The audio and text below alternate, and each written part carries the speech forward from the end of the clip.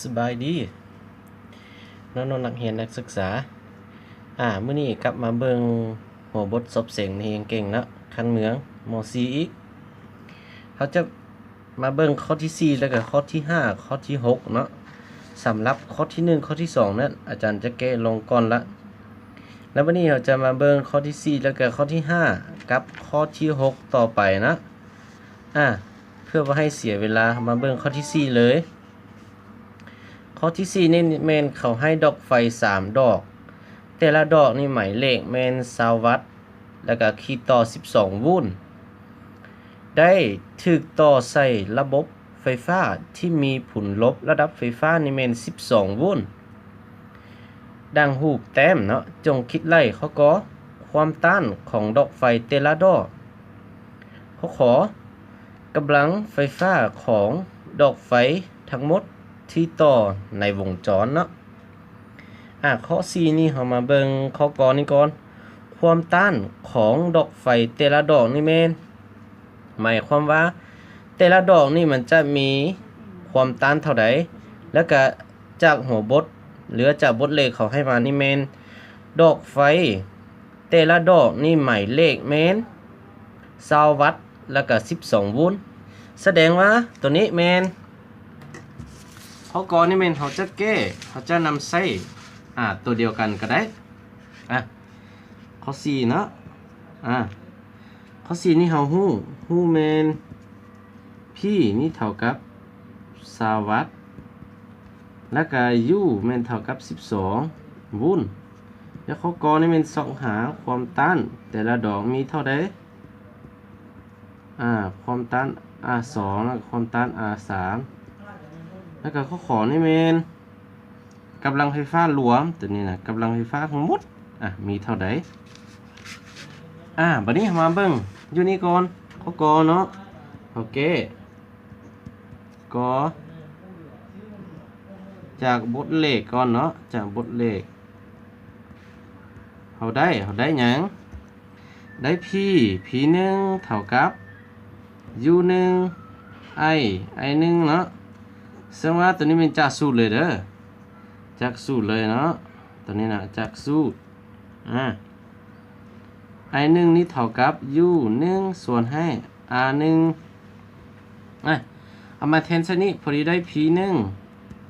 เท่ากับ U1 กำลัง2ส่วนให้ R1 พอดีส่วนให้ R1 เลยฉะนั้นตัวนี้เราถอนเอา R1 เท่ากับ P บ่แม่นนะเท่ากับ U1 กำลัง2ส่วนให้ P R1 นี่เท่ากับ12โวลต์กำลัง2นะส่วนให้ P นี่เป็น20วัตต์ตัวนี้ออก U1 4ส่วนให้20พอดีออก U7.2 โอห์มดังนั้นตัวนี้นะดังนั้นดอกไฟ3ดอกเนาะมีความต้านเท่ากันย้อนว่าย้อนดอกไฟ3ดอกนั้นเขาให้กำลังเท่ากันหมดและกับผลลบและไฟฟ้าเท่ากันหมายเลขเท่ากันเลยฉะนั้นเราได้ย้อนว่า P เท่ากับ P1 เท่ากับ P2 แล้วก็เท่ากับ P3 หรือว่าเท่ากับ2วัตต์แล้วก็ U1 เท่ากับ U2 เท่ากับ U3 เท่ากับ12โวลต์เราจึงได้ R1 เท่ากับ R2 เท่ากับ R3 เท่ากับ 7.2 โอห์มแล้ววันนี้ข้อขอเนาะข้อขอนี้เป็นส่องหากำลังทั้งหมดนี่เขาจะจากสูตรตัวใดจากสูตร P รวมเท่ากับ U รวมของวงจรส่วนให้ R รวมซึ่งว่า U รวมนี้ของวงจรนี้เขาให้เป็น12โวลต์ยังแต่ R รวมเราบ่ฮู้จำเป็นเราต้องส่องหา R รวม r รวมนี่เท่ากับ r ขนานบวกให้ r 3นี่ r ขนานเป็นตัวนี้ a หา b นี่เมนวงจรตัวนี้เมน r 1แล้วก็ r 2เนาะ r 1 r 2นี่ต่อขนานกันแล้วจึงมาเรียนให้ r 3ฉะนั้นต้องหา r ขนานตัวนี้ก่อนต้องได้ r 3แล้วเขาจึงมาบวกกับr ขนานเนาะมาบวกกับ r 3นี่เขาได้เลย1 ส่วน r ขนานเท่ากับ1 ส่วนอาจารย์จะเขียนย่อเลย 7.2 ส่วนให้ 7.2 คือกันมาบวกเข้ากันพอดีออก2ส่วนให้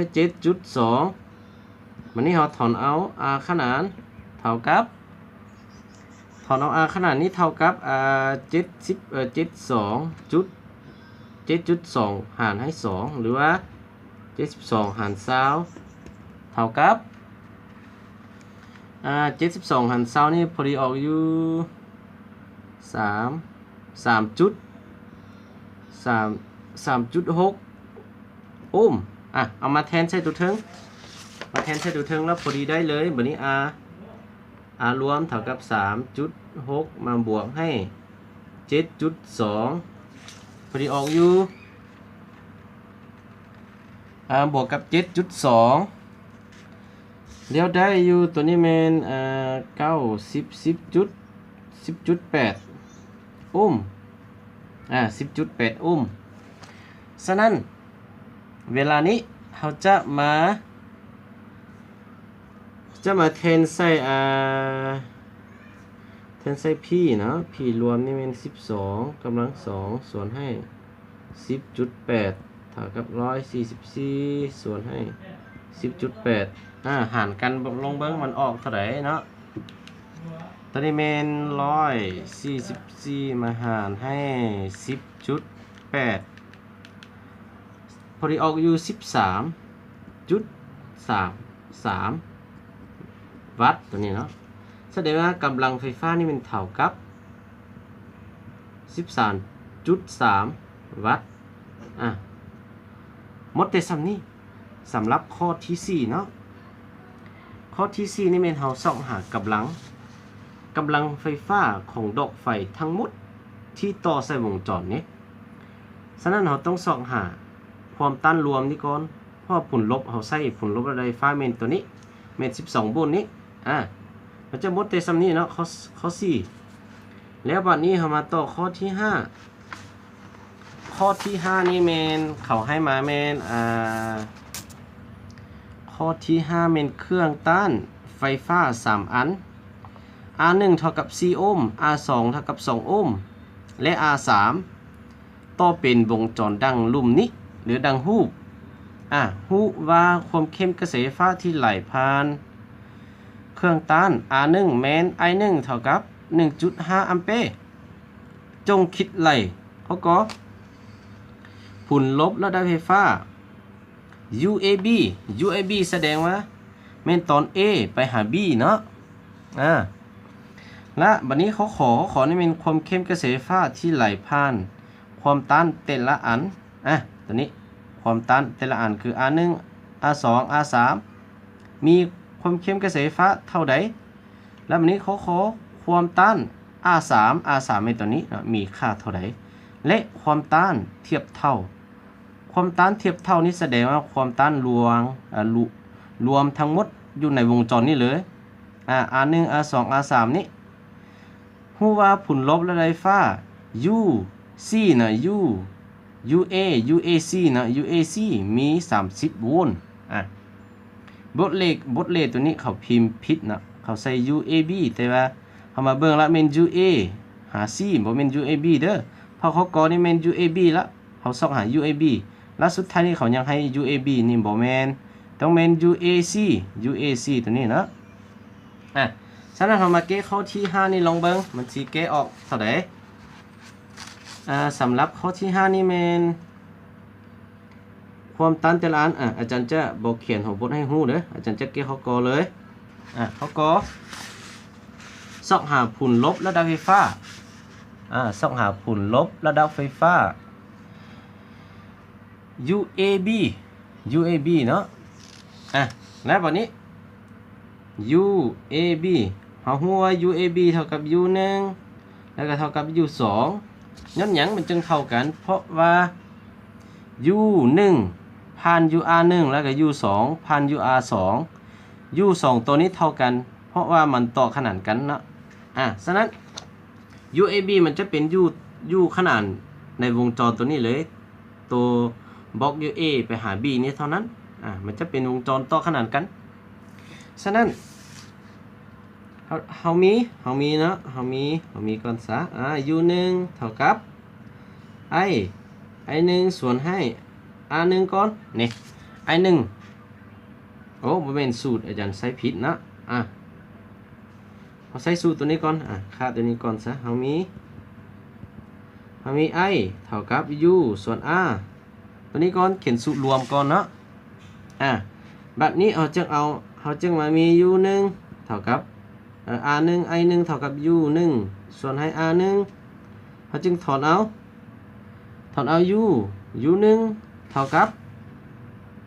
i 1คูณให้ r 1เฮามาแทนค่าใส่บัดนี้นะ u 1นี้เท่ากับ i 1เท่ากับ 1.5 จากบทเลขเด้อ 1.5 นะนี่ 1.5 เป็นตัวนี้ i เท่ากับ 1.5 แล้วบัดนี้ r 2 เท่ากับ4r 2เท่ากับ4เลย r 2เท่ากับ4แล้วก็คูณ4ออกอยู่5 4 20แล้วก็พอดีออก6โวลต์เนาะ4 1 4เด้แล้วก็บวกกับ2แล้วก็พอดีเอา6เลยนี่ UAB เท่ากับ6โวลต์เขากรอบหมดเต็มนี้แล้ววันนี้เรามาเบิ่งข้อขอต่อวันนี้กระแสไฟฟ้าแต่ละอันกระแสไฟฟ้าไหลผ่านเครื่องกั้นแต่ละอันวันนี้เรามีว่าจังไดเรามี i 1นี่เขาให้มาละเท่ากับ 1.5 อัมเปร์แล้ววันนี้ u 2เท่ากับเท่าไหร่ u 2เท่ากับ i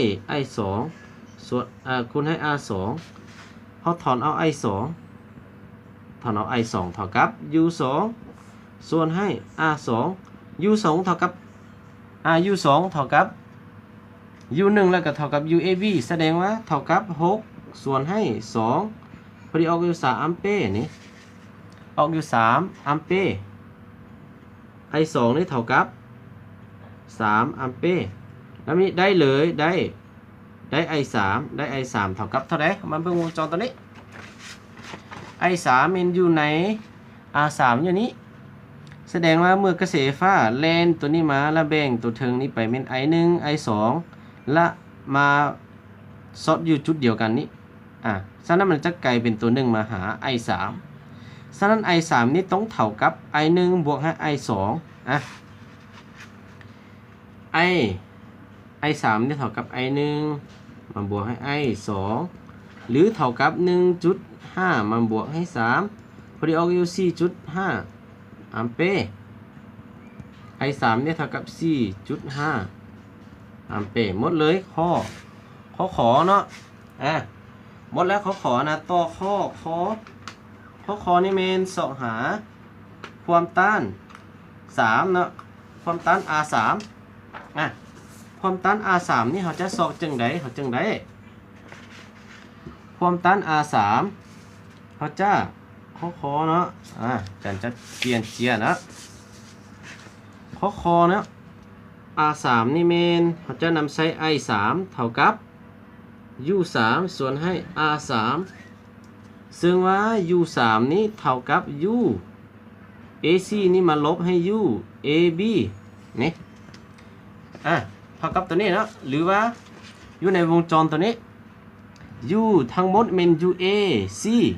ฉะนั้น UAC ต้องเท่ากับ UAB มาบวกให้ UBC แต่ UBC เนี่ยเท่ากับ U3 ฉะนั้นตัวนี้เราถอนเอา U3 นี่หรือว่า UBC เท่ากับ UAC มาลบให้ UAB เนี่ยอาจารย์เขียนซะนี้นะตัวนี้มันเท่ากับ30มาลบให้6พอดีออกอยู่24โวลต์มาแทนไซตัวนี้เราถอนเอา R3 เนาะเท่ากับ U3 ส่วนให้ I3 ท ท่ากับ r 24ส่วนให้ 4.5 เท่ากับ 5.3 โอห์มนะแสดงว่า r 3นี้เท่ากับ 5.3 โอห์มวันนี้ r 3เขาสอกได้แล้วเขาจึงมาเบิ่งสอกหา r รวมหรือ r เทียบเท่านะเทียบเท่าเท่ากับ r ขนานมาบวกให้ r 3ตัวนี้เขาปล่อยเป็นสมผลที่1ก่อนฉะนั้นเรามาเบิ่งต่อตัวนี้เมนส่วน1ส่วนให้ r ขนาดนี้เท่ากับ1ส่วนให้ r 1มาบวกให้1ส่วน r 2ตัวนี้มันจะเป็นวงจรต่อขนานกันเนาะนี่ r 1กับ r 2นี้ต่อขนานกันฉะนั้นเรามาแทนค่าใส่1ส่วน4มาบวกให้1ส่วน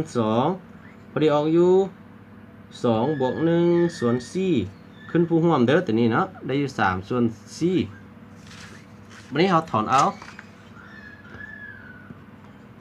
r 3เท่ากับ4ส่วน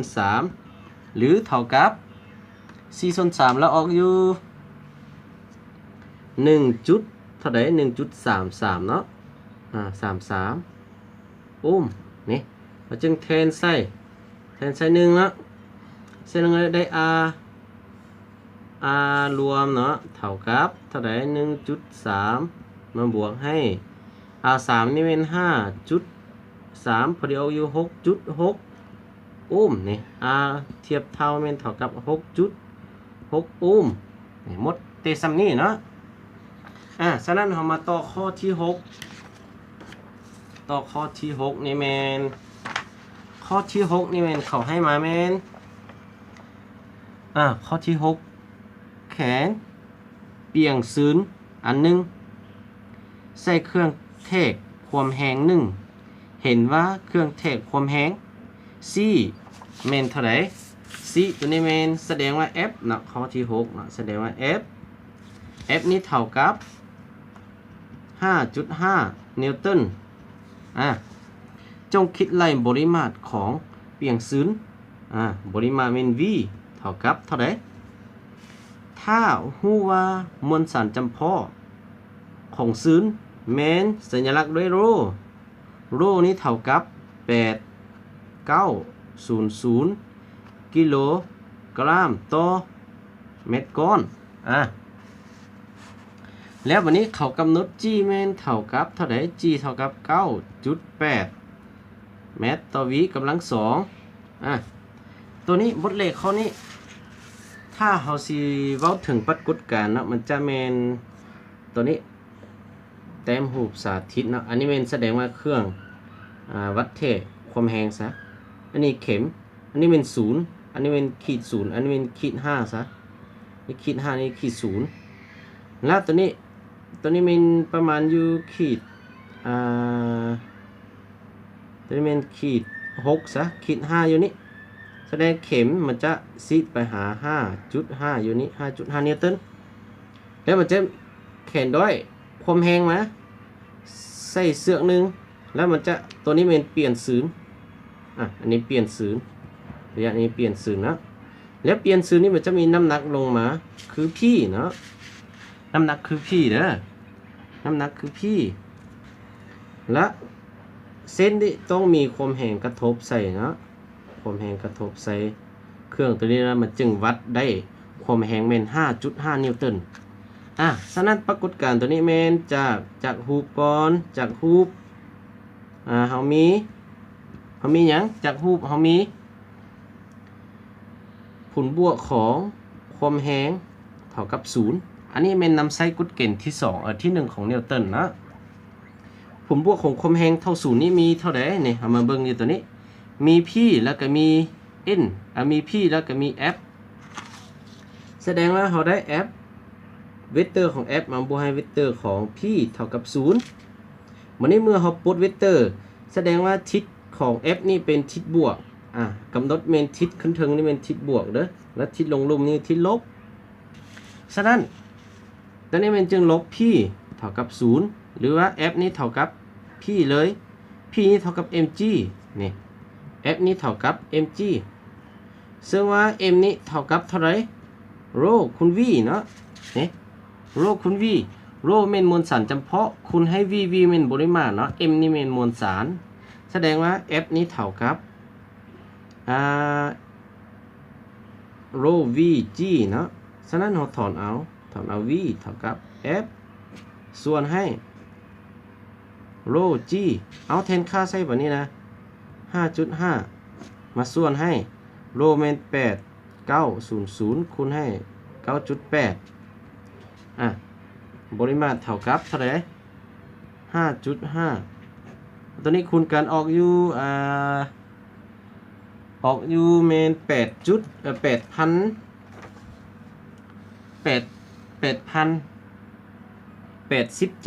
เนาะ87,200หรือว่าเท่ากับ 0.00063 ตัวนี้เราจะปรับค่าหรือย้ายใหม่จุดนี้1 2 3 4 5พอดีออก UV นี่มันเท่ากับ 6.3 คูณให้10กำลังลบ5เมตรก้อนนี่ปริมาตรของมัน